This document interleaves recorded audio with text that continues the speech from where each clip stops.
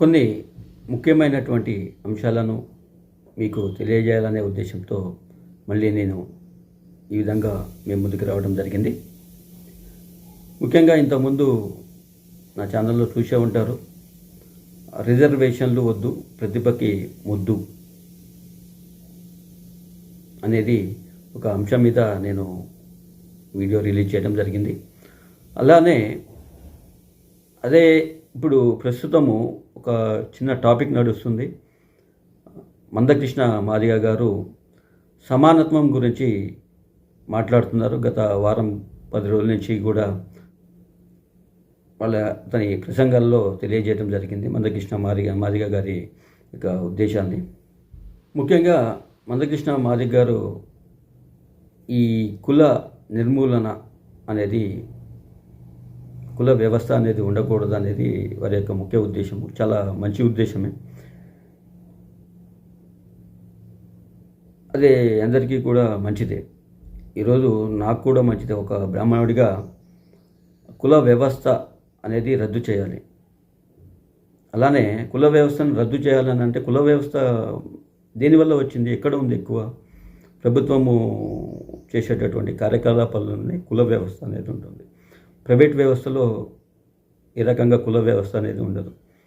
కులాన్ని చూసి ఉద్యోగం ఇవ్వటము, కులాన్ని చూసి రిజర్వేషన్ ఇవ్వటము, కులాన్ని చూసి సర్టిఫికెట్ ఇవ్వటము, ఇలాంటివి ఏమీ ఉండవు. కానీ ఇక్కడ కుల వ్యవస్థను బట్టి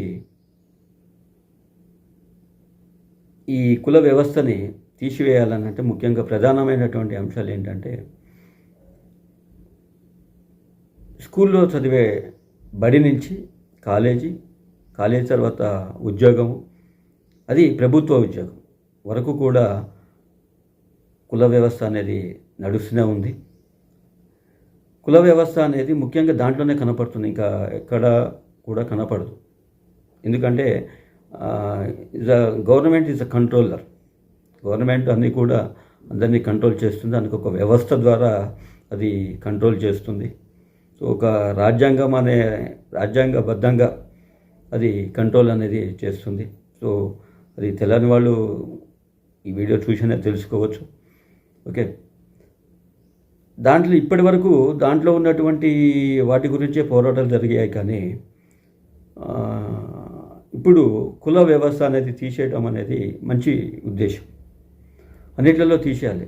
రిజర్వేషన్ సిస్టమ్ అనేది లేకుండా ఉంటే కుల వ్యవస్థ అనేది అసలు ఇంకా కనపడదు అనేది నా యొక్క ముఖ్య ఉద్దేశము.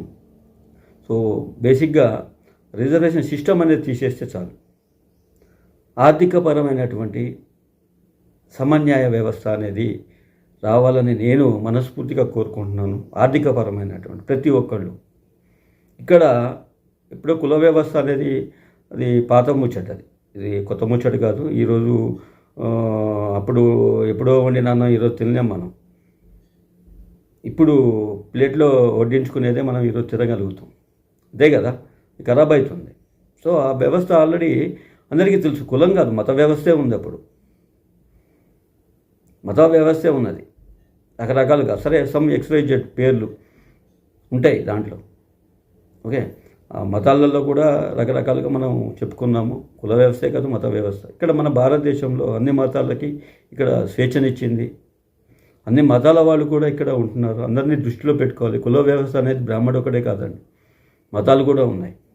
మత వ్యవస్థే ఉంది ఇక్కడ, కుల వ్యవస్థ ఒకటి కాదు.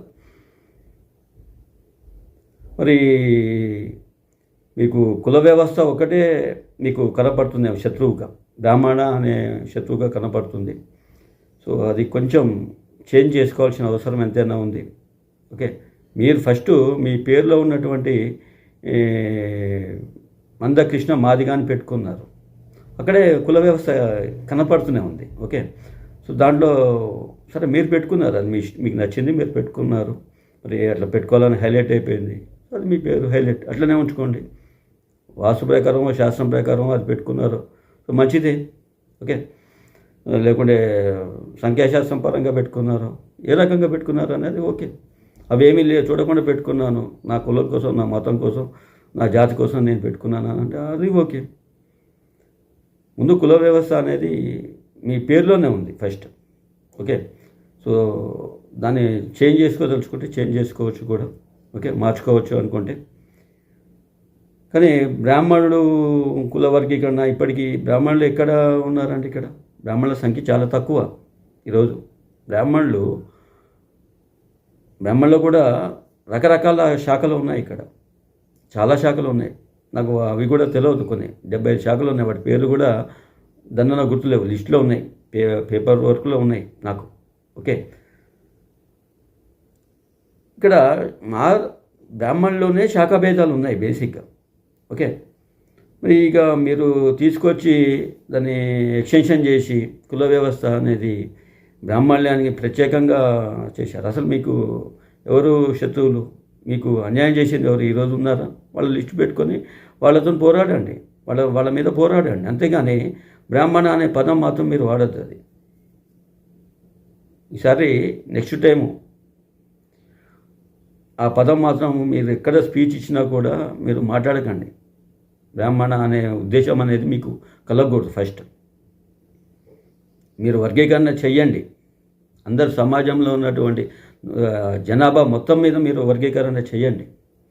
140 కోట్ల మంది జనాభా ఉన్నారు. దాంట్లో రకరకాల కులాల వాళ్ళు ఉన్నారు, మతాల వాళ్ళు ఉన్నారు, ఓకే. ప్రభుత్వ కంపెనీల్లో పనిచేసే వాళ్ళు ఉన్నారు, ప్రైవేట్ కంపెనీల్లో పనిచేసే వాళ్ళు ఉన్నారు. ప్రభుత్వం దగ్గరే ఇక్కడ కుల వ్యవస్థ అనేది ముఖ్యంగా కనపడుతుంది. చూడండి, ఎక్కడైనా చూడండి, మీరు ఎవరైనా కనుక్కోండి.